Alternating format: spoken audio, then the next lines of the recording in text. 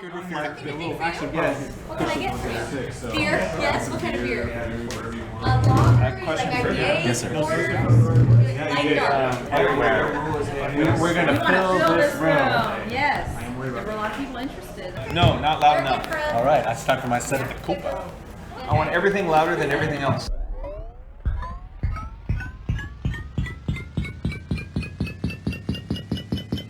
This is the Startup Reading Podcast, created by a group of founders, funders, and entrepreneurs who believe you can have a thriving startup ecosystem in any city in the world.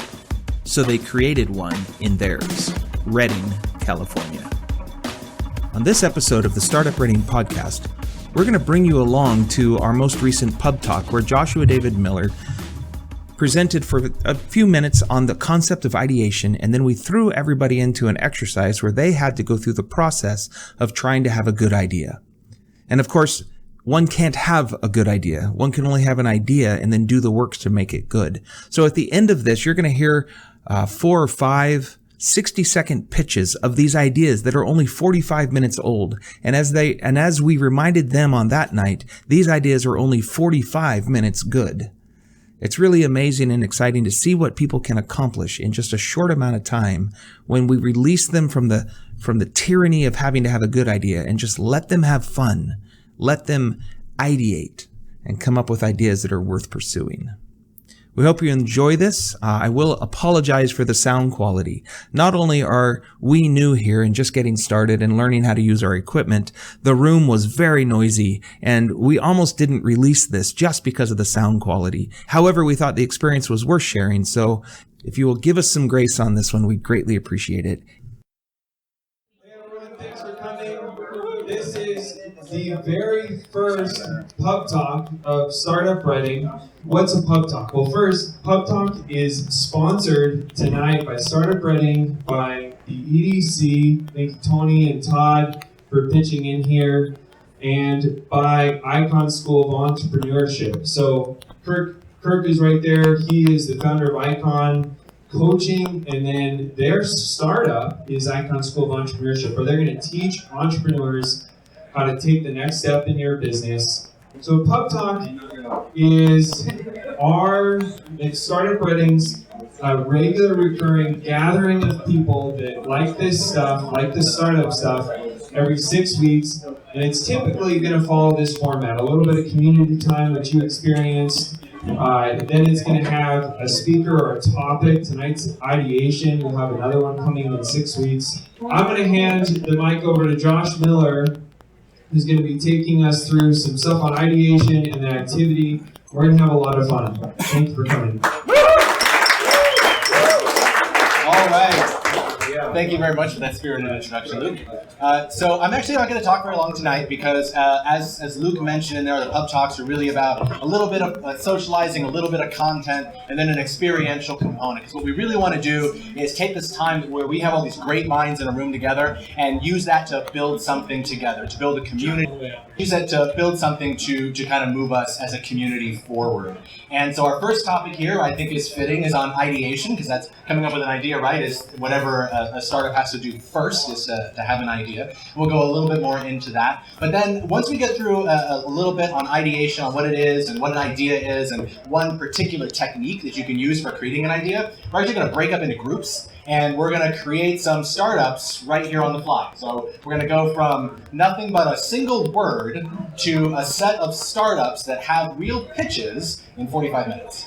So that's what we're going to do. It's going to be a lot of fun. So first, if we're talking about ideation, what is ideation? Ideation is the process by which we come up with ideas. Straightforward enough. But actually, I'm going to take a step back, and before we say that, say what actually an idea is, because I think that that's the most important piece of this whole process, is understanding what an idea actually is. An idea, right, is something that is a solution to a problem that a particular customer is experiencing, right? So there are 3 points to that. You have to have a solution, of course. That's what we usually think of as the idea. But then it also has to be for somebody to solve some particular problem. All ideas kind of fit into that bucket, or they're really not ideas at all. So the first rule of ideas is they have to follow that formula. And the second rule that they have to follow is that when you're starting off in this process, quantity is way more important than quality, right? We often think of this thing, I'm going to come up with this idea. It's going to be brilliant. I'm going to run with it. It's going to be awesome, right? Then that idea is nothing and you're done. Right, so you have to start with quantity. We're going to try to get a huge collection of ideas and then filter it down into something that's much, much, much, much smaller. So we're going to talk for just a couple minutes on some techniques that you can use. But because quantity is so important to this process, I'm actually going to say one thing that I like to do when I work with startups or work with businesses that are trying to solve particular problems. A technique that you can start with is creating bad ideas. So try to come up with the worst possible idea that you can think of. And the point of that is because you can then say, oh, I bet there's a worse one, which is way easier to say than, oh, I bet there's a better one. So we got to come up with the worst possible idea. And that does two things. When we have a lot of ideas and we're going for quantity, and we have these lists of terrible ideas that we started with, then we get a couple of benefits. The first benefit is that we don't have to worry about any particular idea carrying the weight of the evening. Right? An idea cannot be that good and still be worth saying because there are so many others on the table. So you don't have to feel like, is my idea good enough to say in front of all these people? Do I have to expose myself enough by saying that this is my particular idea? It's guaranteed not to be the worst idea you've heard tonight because we just went through the worst possible idea, right?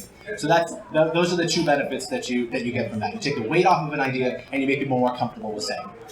But tonight, because we have a limited amount of time, we're actually just going to focus on one particular technique. It's a technique that is usually called and what.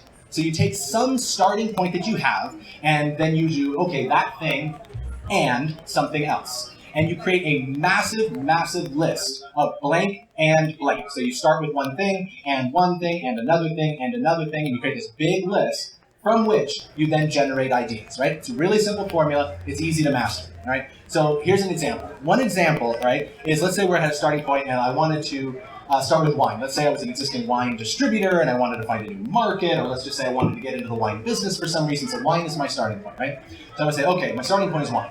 So then I start creating a big list of things that I could say wine and. These don't have to make sense. In fact, a lot of them won't, and you're going to find interesting ideas in the ones that don't make a lot of sense. Right? So here's a series of ones that just begin with the letter M. We could say wine and moms, wine and movies, wine and motorhomes, wine and mysteries, and we could easily come up with 50 more really, really, really, really rapidly, right? There's a whole list of things that are related to wine. Then we create ideas from it. So the first one, movies, right, is a perfect one. If we said wine and movies, we could easily spend the next 60 seconds and probably come up with 10 different ideas for businesses that may be related to wine and movies. So here's one quick one. When I think movies, because I'm who I am, I think Netflix, right? That's what I think when I think movies. So, or the movie theater, but I think movies, I think Netflix, and I say, okay, wine and movies, wine and Netflix. So how about this? How about a weekly subscription service that sends you a bottle of perfectly paired wine to a movie at the top of your Netflix queue? I have no idea if that's a viable business. I frankly don't care. But it is an idea that we can easily come up with in wine and movies, and then we can easily come up with 5 or 6 others very, very, very rapidly. The point is to get this great quantity of ideas that we can have from it, and then work on it. Okay, so once you have this big collection of wine ands, right? Once you have this big collection of stuff, then you can create ideas from them. And you're just saying, okay, a subscription service of that. You say the thing and you move on. You move on to the next one. Wine and movie theaters could be, I don't know, a movie theater that serves wine. Those exist, but that was something that we could list, right? Then we go into another one and another one and another one and another one, spending no more than a couple seconds on it. We're not debating the ideas. We're not saying, oh, is this idea a good idea, this idea a bad idea, or why? We're just creating a bunch of ideas, quantity over quality at this particular point. So then once you have this whole collection of ideas, then you can start worrying about quality, right? Then you can say which idea is the best idea. And at that point, then you just start talking about an idea. So you say, okay, a weekly subscription service that sends me a bottle of wine from my Netflix queue, right? So what might be a problem with that? What might be good? Oh, you know what would be cool if? And then I heard about this one company that did something, and then I did something else, right? So you talk about that, but then at some point, you're going to hit a wall, and somebody's going to point out something that makes you go, huh. Once you hit that point and you get a couple of seconds of silence to that, set the idea aside, move on, right? Because we're trying to keep progress moving forward. If you get stuck on an idea, set it down. It may be the best one of the night, but it may also not be the best one of the night. Move on, keep getting a bunch of those until you whittle it down into the one that you want to go with, right? So that's the basic concept. At this point in the evening, Josh counted everybody off into teams of about 6 people. And they all sat down. These are not complete strangers, but many of them didn't know each other. And they all sat down and started to dialogue, and you could hear the conversations erupt immediately as they started making big, long lists of and whats. We gave them different words like pets, fashion, and real estate. So they would take a word like pet and say pet and, big long list. And what was amazing was immediately there was activity and people were having fun. They were engaged. So Josh and I, after watching this for about 20 minutes or so, sat down at the microphone and decided to have a little 3-minute version of this exercise that we could share with you. And you can experience some of the silly conversations that were unfolding and yet how each team was advancing in their project. So what we're experiencing right now is teams of 6 gathered around tables of food and beer, talking, laughing, maybe ideating. We haven't seen the pitches yet. Right. So we're in the idea section, the 10-minute section where they're actually having the are they doing the and? They are 1 minute from starting now. Okay. So right now they're in the and stage. And they have various words like fashion. We're doing fashion and pets and real estate and I think are the 3 that we have. Fashion and pets. Let's run with that one. Yeah, fashion and pets could be an easy one. Like, why? Well, because there are crazy people out there who put costumes on their animals. So costumes. So Halloween for pets. Halloween for pets. Halloween for pets is interesting. Halloween for pets could be. I mean, that is a emerging market. So what about tiaras? Just that, like, get rid of the whole costume and just a princess pets. Princess pets. Princess pets. Well, you already got the name. That's one of the 5 judging criteria already. Sweet. So you're already ready to go. We're winning. We are winning. We're winning, and we've been doing this for 30 seconds. Dude, experts. Yes. Okay, so Princess Pets. Yes. The customer, how old would the customer be for Princess Pets? See, that's a tough one because I think it depends on whether or not you're going after the wealthy ones or the retired ones. Oh, let's do wealthy. Okay. Let's do wealthy and retired. The wealthy and retired. That's a smaller ones. niche, right? Well, then we have to. Female? I imagine that they're female. Right. I don't want to stereotype too much, in my gender assignment of our customer, but I imagine most will self-identify as female. All right. And we'll have. We gotta definitely have partnerships with diamond resellers because these wealthy retired people, if it's tiaras, they're gonna want the real stuff. They don't want the fake stuff. Yeah. So these are luxury tiaras to turn your pet into a princess. So there's a story about your pet here. We could tell this whole branding story. The problem is that these poor pets, what is the problem? There's something about their pets lack identity. Their identity is somehow not worthy of the status to which they have arrived. Well, I think it's probably something about how we all wear fashion symbols ourselves. Okay, right. And so the wealthy among us often self-identify with their fashion choices. They shop at Bloomingdale, they shop at Neiman Marcus. The lack of wealthy among us do the same thing. Exactly. I mean, that's what fashion is for. Yes, it's a social signal. So these are dogs. So princess. So the dogs, the wealthy people need everyone around them to understand that their pets are wealthy too. Are wealthy. It's to establish pet wealth. Yes. Yes. So if you're at the dog park and your dog is running around with all the other dogs, you're probably going to an exclusive dog park. But if you're not, you can go to any other dog park and everybody's going to know that you, in your fancy fur coat, belong to that small Chihuahua. You're the 1% diamond to tiara. establish the 1% of dogs. Of dogs. Yes, the 1% of pets. And the solution is diamonds on tiaras. And if it's a cat, do you get a collar, or is that an expansion product for later? Well, it would definitely be an upside. Because cats don't wear tiaras. That's not a cat thing. You're right. It would be overkill with a cat. Right. Although cats are aliens, so maybe they wear the Geordie eye optical. The visor. Yeah, the visor. Put that on a cat. Or that might be what we call a blocked idea. We should move on. All right, so what's our business? So the solution is, the problem is that the 1% of pets don't know how to distinguish themselves, right? Right, as wealthy. As wealthy. The solution is diamond-encrusted tiaras. For dogs. Dogs, primarily. For dogs, yeah. Cats come So what's later. our business model? This is just direct-to-consumer for cash, right? It feels like direct-to-consumer Lots of cash. But I think that there's probably also a bit of money to be made in personalization of these things, right? Right. If you're buying jewelry for yourself at that price point, you're probably getting customization on it. You're not buying something that you got at the corner shop in the mall. Right. Right, totally. So it's customized. It's cash. Well, what you're doing is you're identifying this elite group of pets that are willing to wear, that need to wear the tiaras. So there's a community here, right? Yes. So you've got it. The business model includes a come tell your story, or come be part of the community of pets that are in the one, that sort of thing. And all right, so now we're at the end of that, and we have Princess Pets tiaras to help the 1%, the wealthy dogs. No, they're wealthy. The 1% of dogs. I'm going to Google it. Let's see if it's real. Let's see if that's actually already a thing. Is Princess Pets a thing? You Google that and you find We do get 83 million results. I think we're getting a Whisker TV show. Haven Tales with Palace Pets. That's a Disney character thing.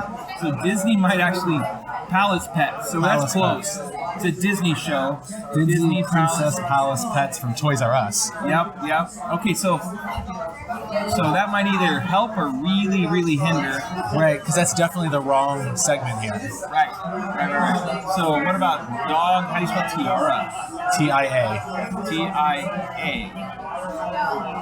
Autocomplete. So you can buy a dog tiara, but they are very inexpensive. A $10 dog tiara is not going to help you stand so out. We have a market. I cannot read your eyes are better than mine. I get that a lot. Yeah, you are superior in ways I didn't even know. I also get that a lot. Okay, dog tiara. Luxury? Okay. Images. There's one. Yep. They exist. Well, That. I guess it depends on how they define luxury. What's the price point on one of these? Right, I don't know. Luxury tiara dog crown from Doggy Culture Shop. Oh. That sounds like an identity thing. Yep. Doggy culture. Totally. Doggy culture. Totally. I wonder what the culture wars are like with dogs. like, I think there's a lot of biting and peeing on each other. Designer styles your dog will dig. That's awesome. This is a website from the 90s. it says it's only $143. We're still not at our price point yet. No. We still are not even close.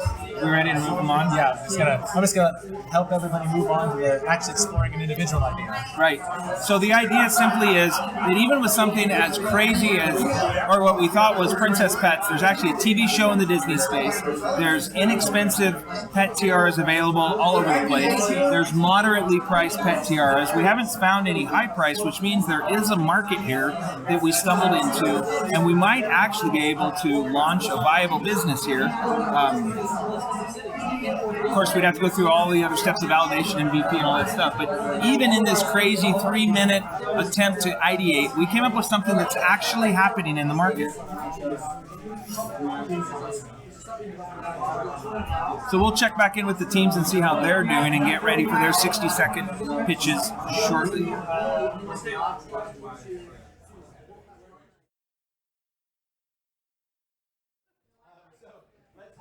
Representative from each of the 5 teams. Whoever's going to come during the pitches, come kind of and line up over here in numerical order. So number 1, number 2, number 3.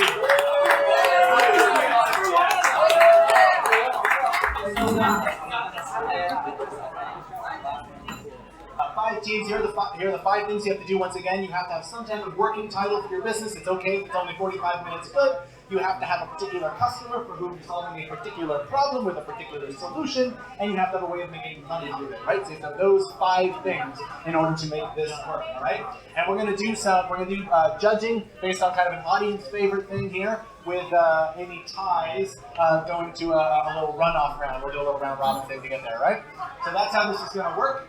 Keep the microphone close to your face and stand right up here to make sure our microphone picks it up. And I'm going to time you. 60 seconds will begin when you start talking. Hello, my name is Tim Lewis, and I am part of Group 1. We are the founders of Tiny Life. Tiny Life is a tiny home retreat center, sales, plot. The customer is the Midwest traveler, tiny home buyer, enthusiast, traveler on Airbnb, simple life, tiny home shoppers. The problem? People are intrigued with this tiny home movement, but there's nowhere to try it out. They don't get to experience it at all. So they get to come to this retreat center, try it out, experience it for a week, and at the end of the week, if they like it, they get to buy it. They get to drive it away. they get the solution is they try it out and they get to buy it. The other problem is we have no space for Airbnb here, so it's more Airbnb opportunities within that. The business model here is consignment to tiny home builders. These guys the manufacturers get to put their tiny homes on a lot that the people experience it. The other part of the model is that it's rental, and then the third revenue stream would be sales. So short-term rental, long-term sales, and consignment with manufacturers. Go Tiny Life! Tiny Life. Hello, I'm Jonathan Stanley. I'm with Hot Dogs. Are your dogs lonely? Is your dog pet struggling with separation anxiety issues? Does your dog have no friends? Is your male dog looking for a hot bitch? We have your solution, hotdogs.com with 2 Z's. We use machine learning to make the perfect match. So swipe right, and your dog will thank you. Hot Dogs is a premier platform connecting dogs everywhere with their perfect match. We bring the canine community together, and you never know, you might find a match of your own. Thank you.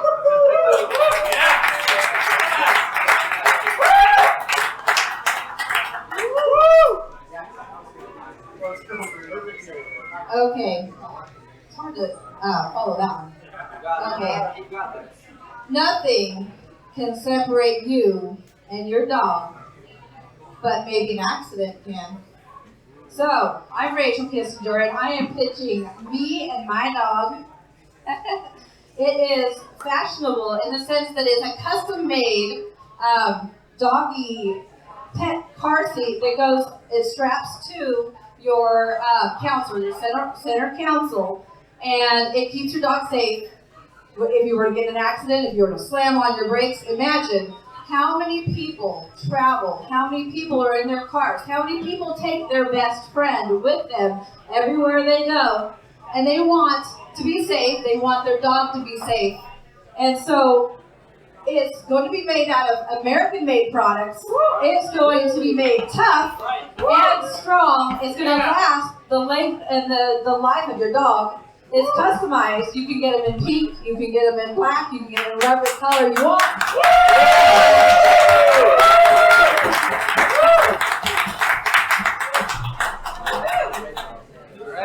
All right. Cool. Hi, my name is Austin. I am one of the founders and representatives of Find My Fido. It is a company that has existed for the last 45 minutes, and it's really great. So our problem that we are addressing is currently in the pet industry there are a lot of there's a lot of providers like with shelters and whatnot that provide you like in specific regions, they provide you like service for specific regions. So think about locally, we have the Haven Humane Society, and even they have a website, but our goal is to kind of create like a unified website which gives you access to it gives you access to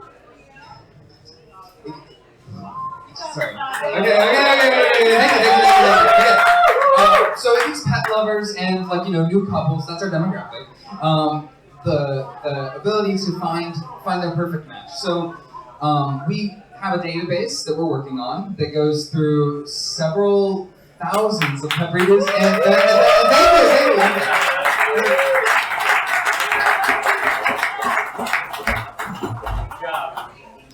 I'm Ryan from Stack. We're a stackable real estate company.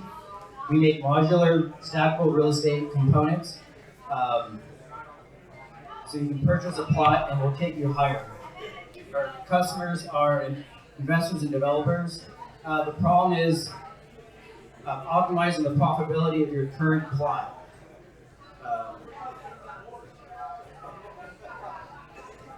So we're basically helping people take their current real estate land and build up. So our vision is to see mixed use of buildings with retail spaces on the bottom and residential on top, with the ability to expand the residential and mixed use levels as needed over time. maximizing your investment potential. Send us your square footage requirements and we'll prefab the stackable unit base on existing designs.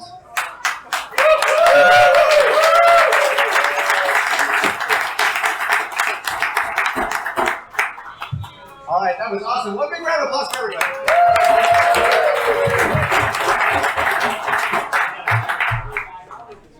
How do you guys think that went?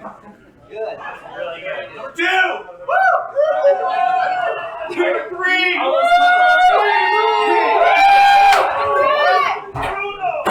I'll admit that degraded faster than I thought it would, but that's okay.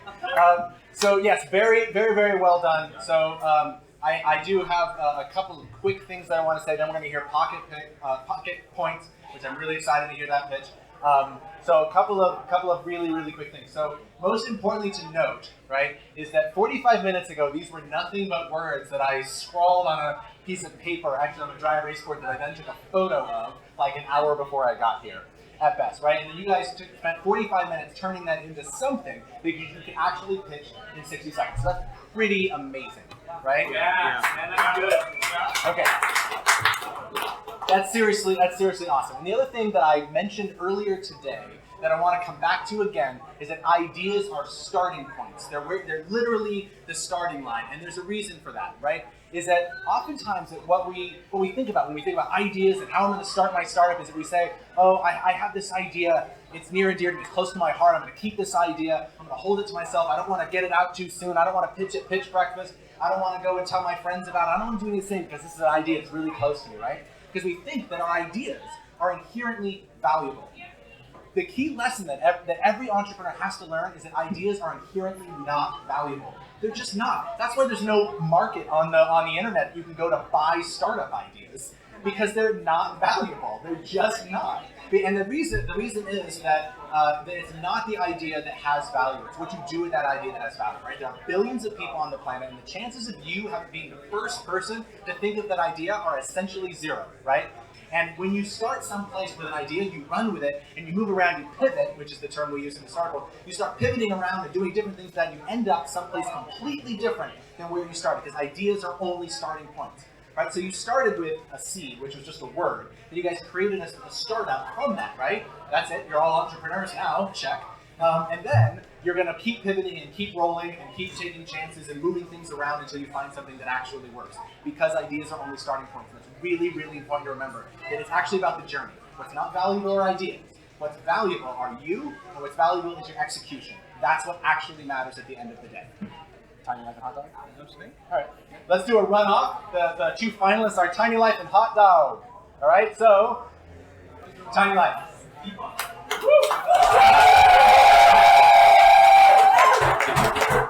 And Hot Dogs.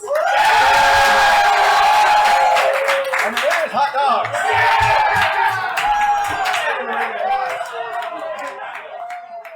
So Hot Dogs was the big winner. During the ideation session, I'd actually taken some time to interview the team as they were coming to the conclusion of developing their idea, and I want to let you hear a little bit of that and their process right here. What was that experience like? Awesome. Why? It was good. It was fun. It was a lot of fun. Why? Because coming up with the next Facebook's pretty awesome. That web domain's taken. Well, he came up with the worst idea first. And what was the worst idea? What was that? What was the worst idea? I think it was pretty sad. I think it was like a pet goulash or maybe pet dinner, something that didn't work very well. Pet buffet. It was really bad. Pet buffet was a good one too. How was it doing quantity over quality? Really good brainstorm. We just threw a lot of ideas out. Just popcorn, that thing. How many did you get? How many ideas did you get? So we got about half a page. Like 30, 40, 50 ideas, stuff like that. Cover content. What, when you turned the corner and started doing the quality part, what happened? We narrowed down. Nice. And then the brain showed up. Yeah. We didn't say it. We narrowed down the focus. Right? Yeah. It was So, almost what is- satirical at first. What's that? It was almost satirical at first. And we're just like, oh, that would be funny. Oh, that would be funny. And then we're like, this is a thing. Actually, this is the thing. There it is. There it is. Yeah. It was actually really fun, and the idea was funny. And as we're throwing out stuff, we're realizing, oh, this could work. This is really good. This is real. Sarcasm started it, and you're like, oh, wait, this is a thing. So at least for this team, the key is sarcasm. Yes. It was. Yes. It was. Wait, and the ability to I think it's building off of other people's comments and ideas. Yeah. That was huge. Almost, the banter back and forth created great ideas. So we've got Danny Martinez here. He was on one of the winning team. The Dogs. What was it? Hotdogs.com, soon to be coming. We were just chatting, and Danny said that was really fun. Hey, see you, Tim. See you, yeah. Good to see you. So good. Come hang out more. Yeah. So Danny was telling me that this event was really fun. Why? Well, I think I had excluded myself from this group because my natural thought process I never would have lumped myself in a group of people as an entrepreneur. Yet, why is that?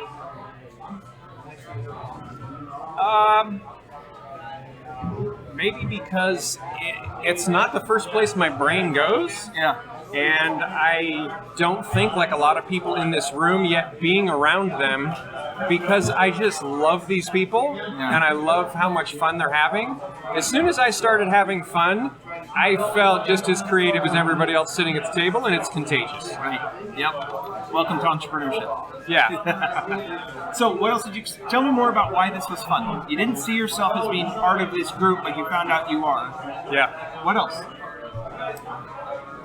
This was so disarming, and it was the most fun I've had in a long time because we got to throw out ideas with sarcasm and silliness and almost like how absurd could the idea be? And one of our absurd ideas ended up tripping over itself enough times that it stood up as something really viable, and we loved the idea. And a guy at our table bought the domain name. Well, there you go. A little snapshot of what went on at Startup Reading's Pub Talk. We'll be having another one on August 2nd at Theory Coffee. You can come down there and join us. Everyone's welcome. Even if you don't see yourself as an entrepreneur at this point, take Danny's advice and just show up and engage and have one of the funnest nights you might have had in a long time. Luke Miner will be presenting on validation, because once you've had an idea, you really don't know if it's a good idea or not, or if it's a valid idea. It's just a hypothesis at that point. So what does it take to go through the process of validation? How does that work? We'll be having another great evening exploring that idea. Because remember, entrepreneurs are not people who have good ideas. They're people who make ideas good.